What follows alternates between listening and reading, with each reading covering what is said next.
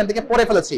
আমরা আরেকটি clinical condition পড়বো, that is known as hemianopia. Hemianopia shortly আমরা জাস্ট বলবো যে আমাদের এখানে দুই ধরনের ফাইবারস থাকে, একটি হচ্ছে ক্রসড ফাইবারস এবং আরেকটি হচ্ছে আনক্রসড ফাইবারস। যেটা ক্রসড ফাইবার সেটিকে আমরা বলছি নেজাল ফাইবারস, যেটি আনক্রসড ফাইবার সেটিকে আমরা বলছি টেম্পোরাল ফাইবারস। সো বেসিক্যালি আমরা একটা কথা মনে রাখবো, এটা ফিজিওলজিতে অনেক হিউজলি এবং ইনরমাসলি পড়ানো হবে, আমরা জাস্ট শর্টলি অ্যানাটমির জন্য যতটুকু লাগে ততটুকুই বলবো যে যেটি ক্রস ফাইবার মানে যেটি নেজাল ফাইবারস, এটা কিন্তু টেম্পোরাল সাইড থেকে, তার মানে একটা ভিজুয়াল অবজেক্টের ল্যাটারাল সাইড থেকে কিন্তু ভিশনটাকে ক্যাচ করে আনবে।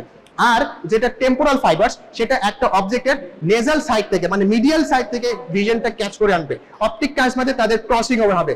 তার মানে যখন নেজাল ফাইবারস মানে ক্রসড ফাইবারস এফেক্টেড হয় বা যখন লিজন ঘটে ক্রসড ফাইবারে বা নেজাল ফাইবারে, তখন টেম্পোরাল হেমিয়ানোপিয়া হয়, তখন বাই টেম্পোরাল হেমিয়ানোপিয়া হয়। কেন?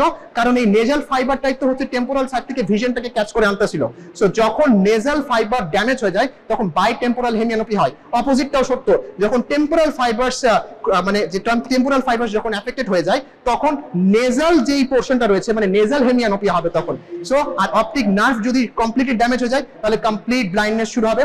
আর অপটিক কাইজমার পর থেকে যেসব স্ট্রাকচার রয়েছে লাইক অপটিক রেডিয়েশন যদি ড্যামেজ হয়ে যায় তাহলে কন্ট্রাল্যাটারাল হেমিয়ানোপিয়া হবে।